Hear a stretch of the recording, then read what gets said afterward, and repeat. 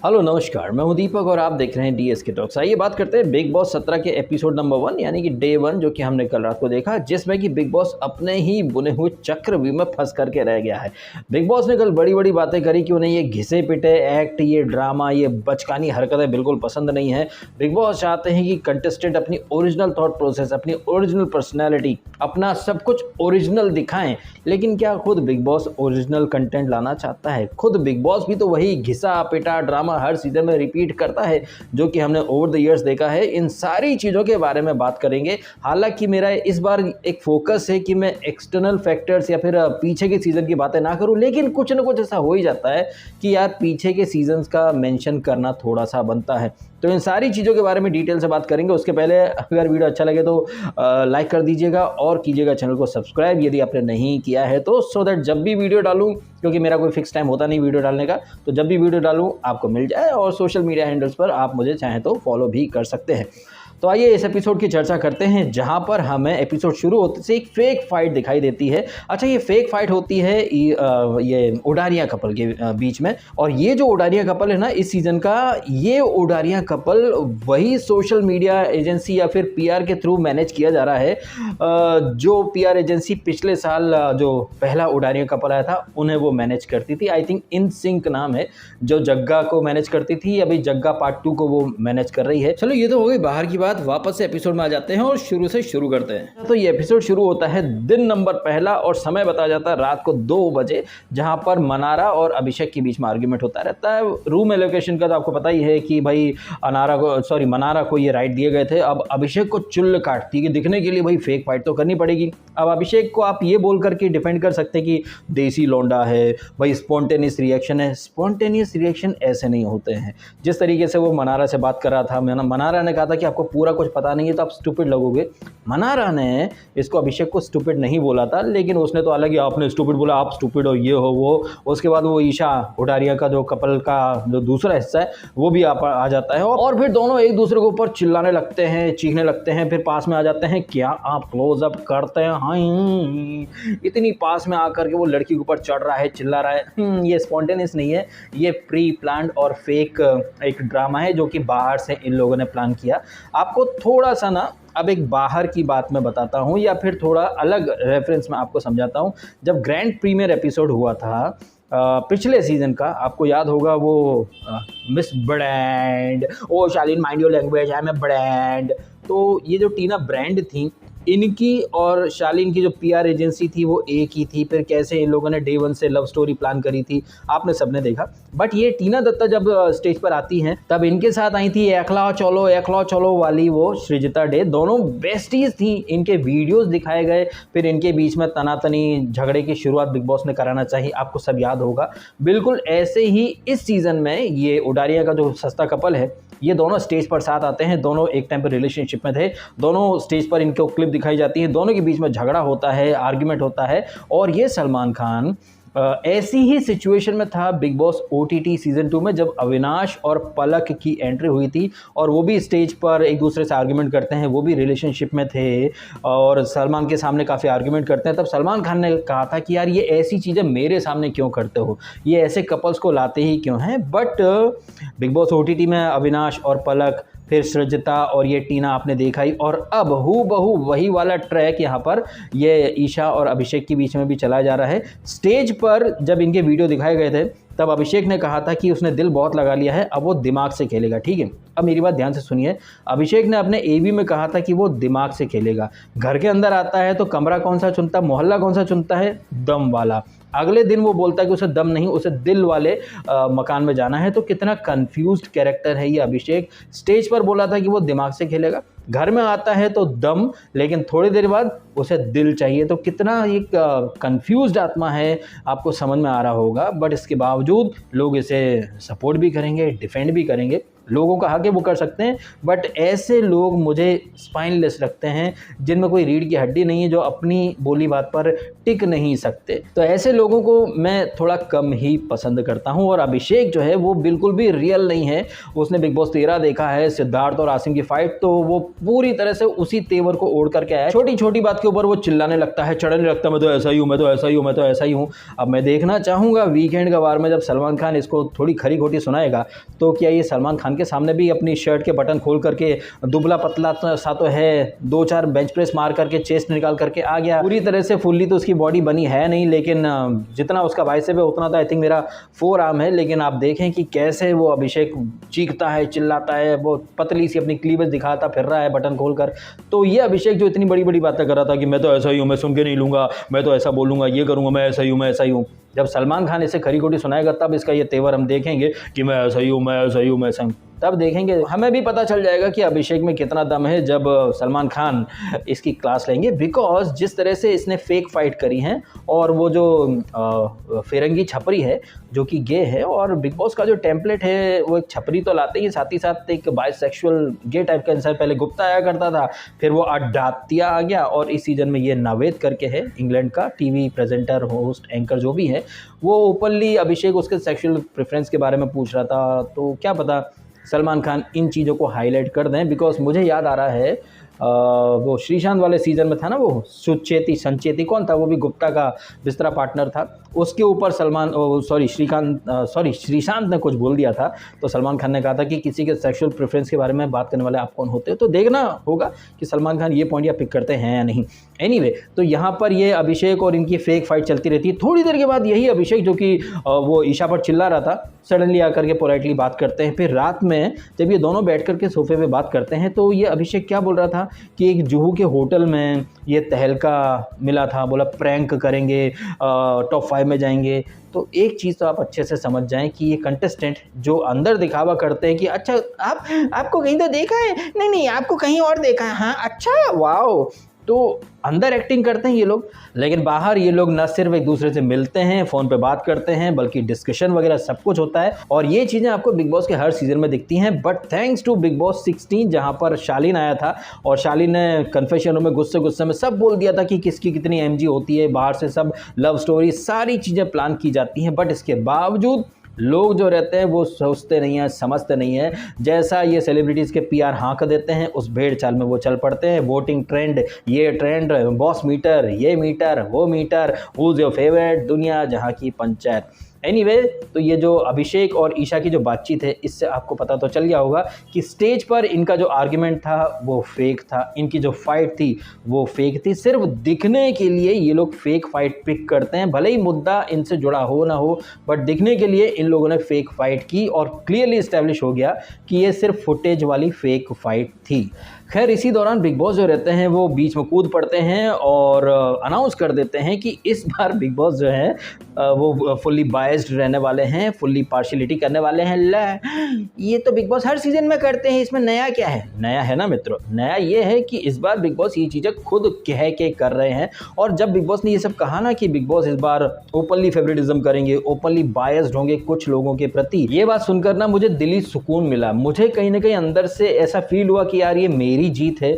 बोल वो रहे हैं लेकिन शब्द हमारे हैं, क्योंकि अगर आपने मेरे बिग बॉस के रिव्यूज़ देखे हैं पीछे के सीजन्स में, तो ऑलमोस्ट हर रिव्यू में कुछ वर्ड्स मेरे हमेशा रिपीट हुआ करते थे कि बिग बॉस बायस्ड हैं, ओपन फेवरेटिज्म है, एक इंसान हिंसा करता है तो उसे निकाल दिया जाता है, दूसरा इंसान बैक टू बैक हिंसा करता है उसे ट्रॉफी पकड़ा दी जाती है, किसी के लिए रूल अलग होते हैं, किसी के लिए रूल अलग होते हैं। आपने देखा भी big boss OTT recently, Pooja Bhatt दिन रात अंग्रेजी में बचर करती थी, बट उनके ऊपर रूल उल्लंघन के आरोप नहीं लगते थे। आपने हर सीजन में देखा, इनफैक्ट कोई एक नूबड़ा कंटेस्टेंट या फिर मेकर्स का प्रोजेक्टेड विनर जो कि अपने बूते फाइनलिस्ट बनने के लायक नहीं है, तो टिकट टू फिनाले ऑर्गेनाइज करवाया जाता है। 1 महीने तक वही टास्क चलती रहती है। I am sure you know मैं किसके बारे में बात कर रहा हूँ। मैं बात कर रहा हूँ फेकसवी के बारे में। जब तक वो फाइनलिस्ट नहीं बन गई थी तब तक मेकर्स ने टिकट टू फिनाले ऑर्गेनाइज करना नहीं छोड़ा। एंड जब मेकर्स ने देखा कि फेकसवी अपने बूते टिकट टू फिनाले नहीं जीत सकती, तो अतरंगी सी टास्क के नाम पर हडातिया को भेज दिया था टिकट टू फिनाले लेकर के। तो ये चीज़ें मैंने हर सीजन में हाईलाइट करी कि मेकर्स बायस्ड होते हैं,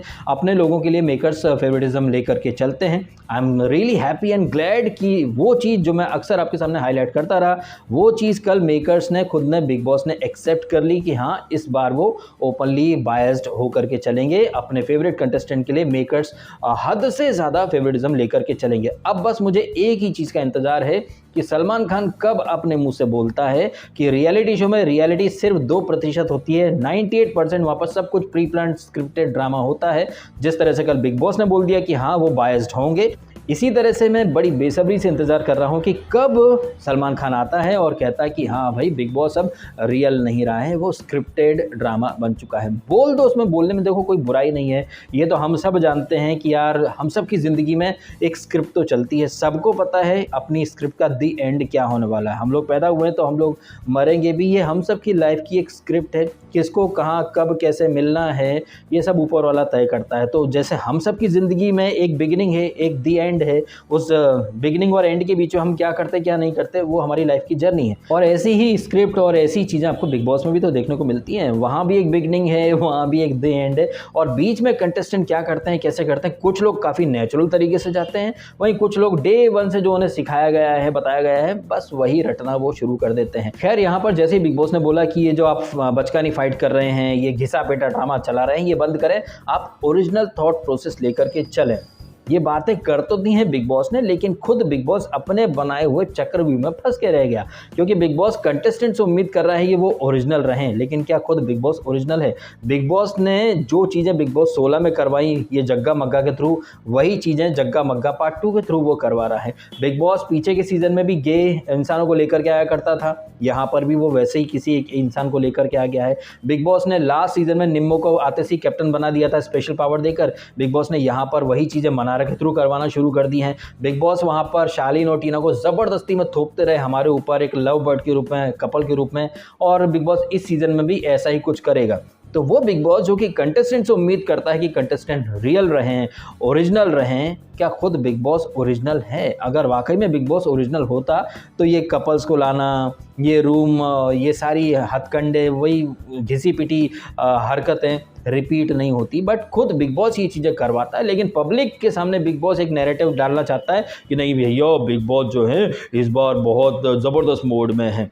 मोड में तो रहते ही हैं बिग बॉस इस तरह के, और हमने देखा भी है पीछे के सीज़न में यार, वो साजिद और इन सबको पिज़्ज़ा पार्टी मिला करती थी। तो ऐसा बिल्कुल नहीं है कि पीछे के सीज़न में बिग बॉस बायस नहीं हुआ करते थे, बिग बॉस हर सीज़न में बायस्ड हुआ करते थे। बस डिफरेंस ये है कि इस बार वो कह करके बायस्ड हो रहे हैं। एनीवे, इसी दौरान हम देखते हैं कि ये दम वाला अभिषेक, जो कि बड़ी बड़ी बातें कर रहा था स्टेज पर कि वो दिमाग से खेलेगा, फिर आकर दम वाले रूम में चला गया, उसको अपनी टीम में लाने के लिए विकी भाई मास्टरमाइंड बनने की कोशिश करते हैं और एक प्रैंक खेलने की कोशिश करते हैं। अब यहाँ पर जो कॉन्वर्जेशन चल रही थी विकी के और ये इसके क्या नाम इसका यार, ये अरे यार उडारिया वाला अभिषेक, इनके बीच में जो बातचीत चल रही थी वहाँ पर दो लड़कियाँ भी थीं। एक ईशा जो कि थोड़ी देर पहले यानी रात में इससे लड़ भी रही थी, फिर इनका पैचअप भी हो गया, और बाद में फिर एक ही बेड पर सोना, रिलेशनशिप में भी नहीं है, दोस्त भी नहीं है, यहाँ तक कि स्टेज पर बोल करके आए थे कि भाई एक दूसरे की शक्ल तक नहीं देखेंगे। बट सडनली अब एक साथ रहना है, एक रूम में रहना है, एक पलंग पर भी सोना है।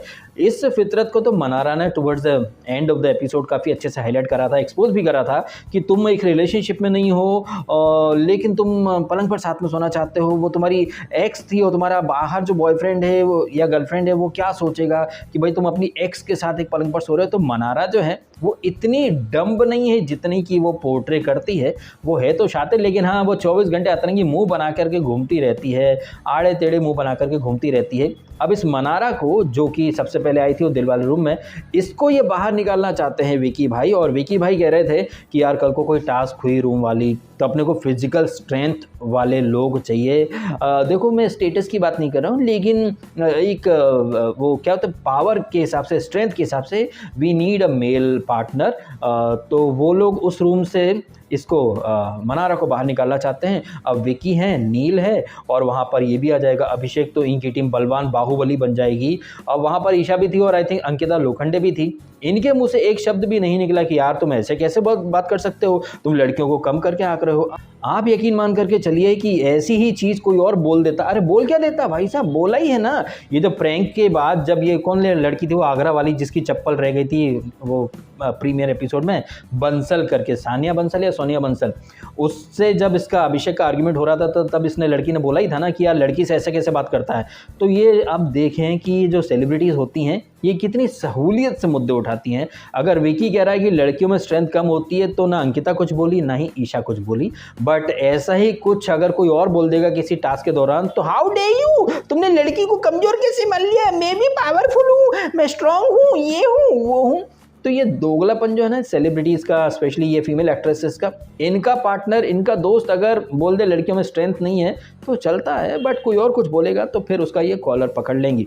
अब यहाँ पर ये प्रैंक की शुरुआत करते हैं, विकी भाई मास्टरमाइंड बनते हैं, जबकि विकी भाई हैं दिल वाले रूम में, और दिल वाले रूम का जो मेंबर है भाई उसे दिल से चलना है, उसे दिमाग का इस्तेमाल नहीं करना है, और यही चीज़ बुरी तरह से बैकफायर हो जाती है अभिषेक के ऊपर भी, विकी भाई के ऊपर भी। हालांकि ये प्रैंक करते हैं कि भैया जिसको रूम बदलना है वो फटाक से बदल ले, तो सब जा करके धमा चौकड़ी में जिसको जो जगह मिलती है वहाँ पर कूद जाते हैं। फिर आते हैं बिग बॉस, और जिस तरह से बिग बॉस ने मखमल में लपेट करके इसको, विकी को और ये सो कॉल्ड दमदार खिलाड़ी अभिषेक को जो आईना दिखाया है, माइंड ब्लोइंग था भाई साहब। मुझे बहुत अच्छा लगा बिग बॉस का ये अंदाज, जिस तरह से बिग बॉस ने मखमल में लपेट करके इसको, विकी को खरी खोटी सुनाई कि आपकी जो शर्ट है काफ़ी अच्छी है, इसके ऊपर माइक है, इस माइक के थ्रू आपने जो बोला था हमने सब ने सुन लिया कि आप मनारा को बाहर करना चाहते हैं और आप अभिषेक को लेकर के आना चाहते हैं, तो पीठ पीछे जो बातें आप कर सकते हैं वो सामने वाले के मुंह पर करने का भी दम रखो।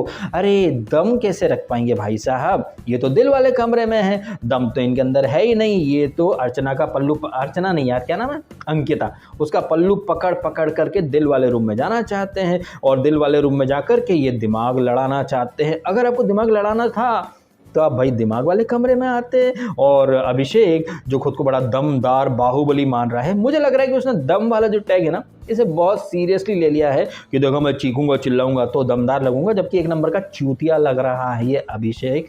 हाथ पैर में दम नहीं, 1.5 पसली है, फूंक मारो तो उड़ जाए, लेकिन ऐसे चिल्लाता चीखता है भाई। इसको सुल्तानी अखाड़े में ले जाओ यार। मैं तो चाहता हूँ कि सुल्तानी अखाड़ा खोल दिया जाए और वहाँ पर इस अभिषेक को किसी एक कंटेस्टेंट से लड़वा दिया जाए, तो हमें भी देखने को मिले, हमें भी देखने में मजा आए कि इस अभिषेक में कितना दम। सच बता रहा हूँ, ये अभिषेक जो है ना पीछे के सीजन घोट घाट के आया है, सिद्धार्थ शुक्ला और आसिम को देख लिया इसने, तो बस ये खुद को उसी तेवर में प्रस्तुत करना चाहता है। भाई वो लोग अलग थे और तू तो मतलब सिद्धार्थ शुक्ला की सस्ती कॉपी भी तेरे को क्या ही बोले, चाइनीज़ कॉपी हम बोल सकते हैं, तेरे को बन रहा है सिद्धार्थ शुक्ला, लेकिन हकीकत में यार गर्दुल्ला बन चुका है ये अभिषेक। मुझे ये इस तरह के लोग कतई पसंद नहीं आते हैं।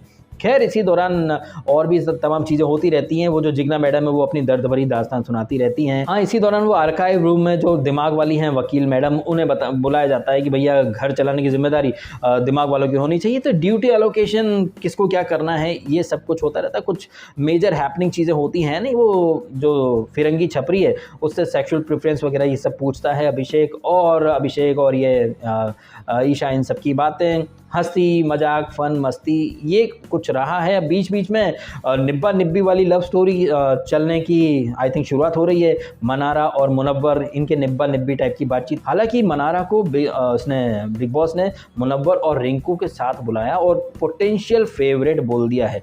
मुनव्वर को मैं पसंद करूं ना करूं, लेकिन उस बंदे में गेम अवेयरनेस बहुत तगड़ी है। जहां बाकी सारे लोग झगड़े में रोटियां सेकने के लिए चले जाते हैं, मुनव्वर जहां बोलना है वहीं बोलता है, और दिखा भी दिया उसने कि उसके अंदर गेम अवेयरनेस बहुत ज़बरदस्त है। इसीलिए तो बिग बॉस ने उसको अंदर बुलाया कि आप 3 लोगों में वो समझदारी दिखाई दे रही है। अच्छा एक बात यार, ये बिग बॉस ने मुनव्वर को, मनारा को और ये रिंकू मैडम को अपना पोटेंशियल फेवरेट बोल दिया। इनके अंदर सेंसिबल समझदारी दिख रही है, but what about Jigna madam and high profile case लड़ने वाली वो सना रईस खान उर्फ द लॉयर नंबर 1? क्या वो लॉयर इस लायक नहीं है कि बिग बॉस उन्हें कन्फेशन रूम में बुलाकर उनसे कुछ पूछ सके? ओह माय गॉड, ये तो घनघोर बेइज्जती हो गई। ये देश की इतनी बड़ी लॉयर को बिग बॉस ने इस लायक भी नहीं समझा। वहीं वो जिग्ना मैडम बाहर की बातें कर सकती हैं, दुख भरी दास्तान, बट ये वही बिग बॉस है ना जो कहते हैं कि यहाँ बाहर की बातें अलाउड नहीं है। मतलब किसी के लिए कुछ अच्छा, हाँ ये मैंने कैसे भुला दिया, बिग बॉस तो बायस्ड है ना इस बार। हाँ तो भाई क्या पता भाई साहब, जिग्ना मैडम को पहले से ही सब बता रखा हो।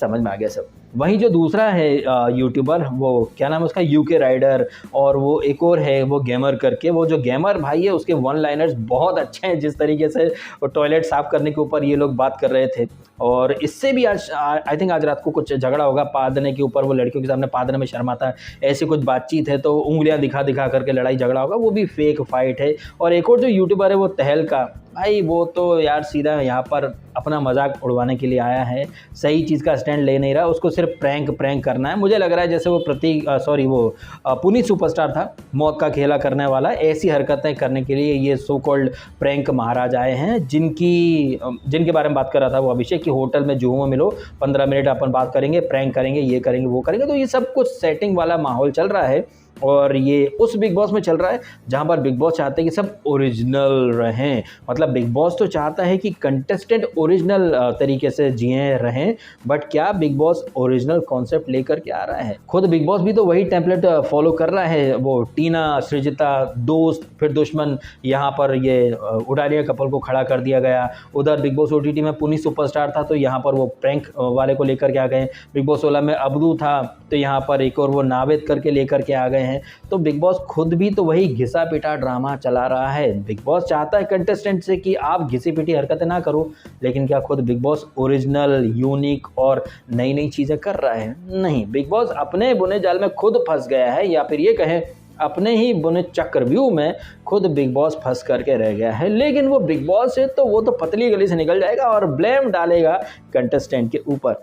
खैर, अब आप कमेंट करें और बताएं आपके ओपिनियन। जिस तरीके से ये जो फेक फाइट्स अभिषेक ने शुरू करी हैं, क्या आपको ये फेक फाइट बिल्कुल भी सही लगी? टोटली फेक लग रहा है। और ये विकी जो कि मास्टरमाइंड बनना चाह रहा था, भैया अगर आपको माइंड चलाना है तो माइंड वाले रूम में जाते। तो आप देखें ये कंटेस्टेंट कितने ज़्यादा कन्फ्यूज्ड हैं। और मुझे याद आ रहा है मेरा ही बोला हुआ एक डायलॉग जो बिग बॉस 16 में मैंने कहा था कि बिग बॉस 16 का जो घर था वहाँ पर रिंग मास्टर, डे डेविल, इस तरह की कुछ वर्ड्स, इस तरह के शब्द आपने वहाँ पर बिग बॉस के कोने कोने में लिखे देखे थे। तो वो शब्द या फिर वो जो वर्ड्स थे या जो स्टेटमेंट या जो टर्म्स थी, वो इसीलिए थी क्योंकि बिग बॉस चाहते थे कि कंटेस्टेंट भी वैसे ही बिहेव करें। लेकिन ये जो कंटेस्टेंट हैं ये इतने ज़्यादा लपड़ झंडे से हैं, और बिग बॉस ने कहा भी ना कि आप लोग भूल जाते हो बातें तो आप भूल जाते हो, और आप ना भूलो, इसलिए बिग बॉस रोज़ आपको वो एंथम के थ्रू बताएंगे कि बिग बॉस बदल गए हैं, बिग बॉस बदल गए हैं।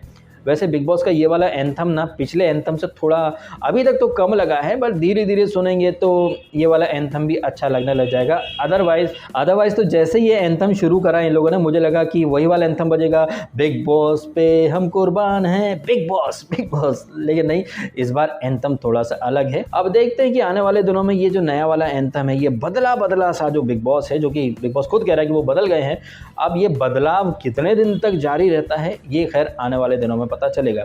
अब आप कमेंट करो, बताएं आपके ओपिनियन। जिस तरह से ये सारी चीज़ें घटी हैं, जिस तरह से ये मनारा को टारगेट कर रहे हैं, सुना क्या प्रोमो भी आ चुका है कि मनारा को ये सब के सब नॉमिनेशन में डालना चाहते हैं, इससे मनारा को सिंपैथी ही मिलेगी। अननेसेसरली कहीं ना कहीं वो टारगेट बन चुकी है, जबकि उसने इतना कुछ गलत किया है तो नहीं, तो उसको सिंपैथी मिल जाएगी तो भाई उसके लिए माहौल बन जाएगा। और वो लोग जो मनारा को निकालना चाहते थे उस रूम से, कहीं ना कहीं वो थोड़े से नेगेटिव लगेंगे। आप एक कॉन्फ्लिक्ट देखें, मनारा जो है ना वो अंकिता इसे पसंद करती है, वहीं विकी थोड़ा अलग सोच करके चल रहा है। तो ये कॉन्फ्लिक्ट्स की शुरुआत तो हो चुकी है, और मियाँ बीवी जब आते हैं एक साथ तो अक्सर ऐसा देखने को मिलता है। अब देखते हैं आगे जा कर के ये कॉन्फ्लिक्ट्स कितने बढ़ते हैं या फिर कितने कम होते हैं। खैर, कमेंट कीजिएगा आप भी आपके ओपिनियन, और आपने समय निकाला वीडियो देखा आपका बहुत बहुत धन्यवाद। और हाँ, वीडियो अच्छा लगा तो लाइक ज़रूर कीजिएगा, और कीजिएगा चैनल को सब्सक्राइब यदि आपने नहीं किया तो। मिलते हैं आपसे अगले वीडियो में। आपने समय निकाला वीडियो देखा आपका बहुत बहुत धन्यवाद। Thank you so much.